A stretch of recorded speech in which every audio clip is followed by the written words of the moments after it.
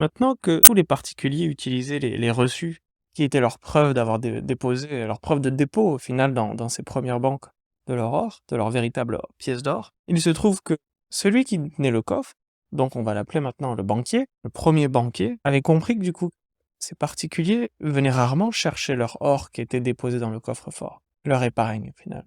Parce que comme ils utilisaient directement la preuve du fait qu'ils avaient cet or dans la banque, ils n'avaient pas besoin d'avoir réellement l'or avec. Et c'est ainsi que ce banquier est réellement devenu banquier à partir du moment où il a commencé à proposer des prêts. Et il a décidé de proposer des prêts qui étaient couverts par l'or qui se trouvait dans le coffre. Donc s'il y avait 10 000 pièces d'or, il pouvait faire un prêt à 10 000 pièces d'or. Et bien sûr, lorsqu'il faisait les prêts à une personne, il prenait un pourcentage d'intérêt, les fameux intérêts qui font fonctionner la banque. Donc, il ne prêtait que sur ce qu'il y avait dans le coffre. Et c'était un système bien rodé, parce que du coup, il a fallu mettre en place, pour les épargnants, du coup, aussi un système rémunérateur.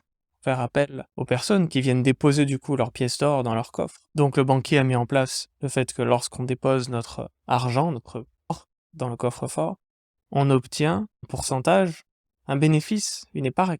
Donc imaginons un livret A qui était encore à 1%, on gagnait 1% sur les pièces d'or que l'on avait déposées. Et de l'autre côté, le banquier pouvait se permettre de faire des prêts à d'autres personnes sur l'or qu'il y avait dans la banque. Mais l'or ne sortait jamais des coffres.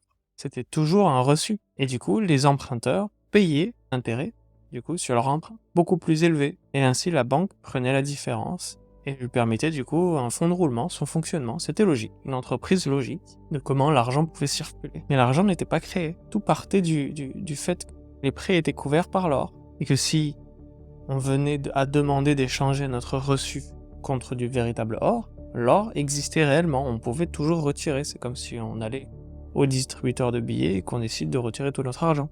L'argent va sortir, du moins avant que les banques utilisent un nouveau stratagème qui va faire qu'ils vont devenir ceux qui vont créer de l'argent, mais malheureusement à partir de rien.